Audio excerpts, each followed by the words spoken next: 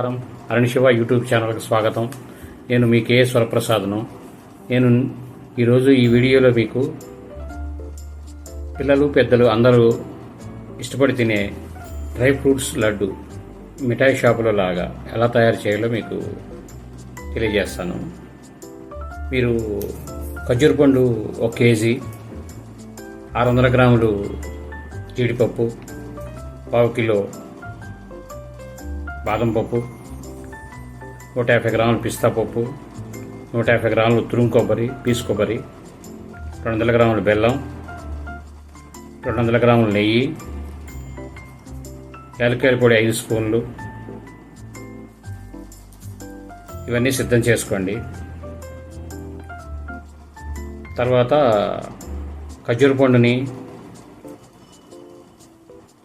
నిలువుగా ముక్కలు కోసుకొని ఒక బౌల్లో తీసుకొని, తర్వాత పిస్తా పప్పును కూడా నిలువుగా కోసుకోండి. బాదం పప్పుని 2 బద్దల కింద చేసి ఒక బౌల్లో తీసుకోండి.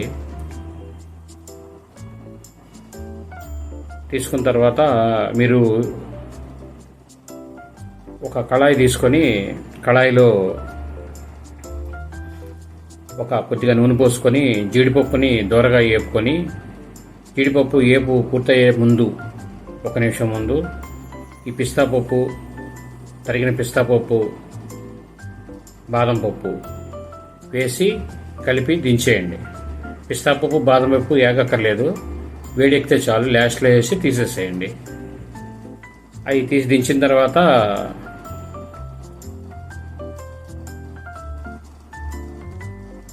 శుభ్రంగా ఆరబెట్టుకోండి.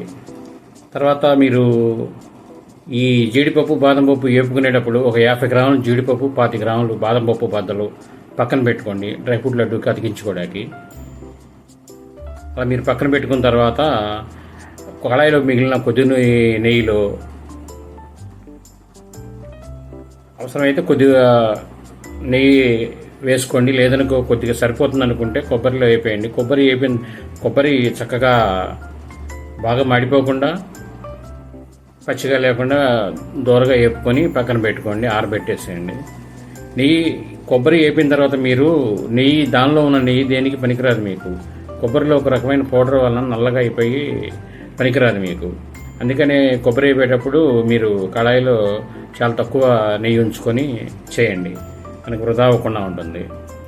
తర్వాత మీరు ఏం చేస్తారంటే కళాయి ఒకటి తీసుకొని, గిన్నె కానీ మంచిది శుభ్రంగా కడిగింది, దానిలో 200 గ్రాముల బెల్లం వేసి శుభ్రంగా పాకం, లడ్డూ పాకానికంటే కొద్దిగా తక్కువ ఉండాలండి. లడ్డూ పాకం సేమ్గా అలాగే ఉందనుకోండి, మీకు లడ్డు డ్రై ఫ్రూట్ లడ్డు చల్లారిపోయిన తర్వాత ఆరిపోతాయి లడ్డూలాగా. అలా కాకుండా లడ్డూ పాకం మీద కొద్దిగా తక్కువ తీసుకోండి. కొద్దిగా తక్కువ పాకం తీసుకొని ఆ స్టేజ్లో ఉండగా దానిలో ఒక 1/2 స్పూను నిమ్మరసం, కొద్దిగా చిటిక నిమ్మరసం వేసి కలిపేసి ఈ ఖర్జూర పండుని దానిలో వేసి బాగా కలపండి. కలిపితే ఖర్జూర పండు కొద్దిగా వేడెక్కి మెత్తపడుతుంది. మెత్తపడిన తర్వాత ఈ జీడిపప్పు, బాదం పప్పు, పిస్తా పప్పు, కొబ్బరి, యాలకుల పొడి వేసి బాగా కలపండి. బాగా కలిపిన తర్వాత, కలిసిపోయిన తర్వాత దించి దానిలో ఒక 2-3 టీ స్పూన్లు నెయ్యి కలిపేసి మొత్తం కలిపి ఆరబెట్టండి.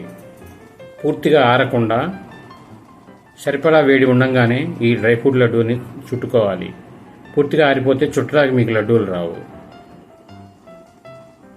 మీరు చేయి కడుక్కోవాలన్నా ఏది చేయాలన్నా గిన్నెలో వేడి నీళ్ళు పెట్టుకొని చేయి కడగండి. స్వీట్ రెసిపీలో ఏ స్వీట్ చేసినా మీరు తడి అనేది తగలకూడదు. తయారైన తర్వాత పొయ్యి మీద మనం పాకం పెట్టిన తర్వాత తయారు చేసే ఐటెంకి తడి తగలకూడదు. తడి తగిలితే మీకు 1 రోజు 2 రోజుల్లోనే పాడైపోతుంది. ఏ రెసిపీ అయినా అవనివ్వండి, మీరు ఆ శ్రద్ధ వహించండి. డ్రై ఫ్రూట్స్ లడ్డు చుట్టేటప్పుడు ఒక బాదం పప్పు, ఒక జీడిపప్పు బద్దల్ని దానికి అతికించుకొని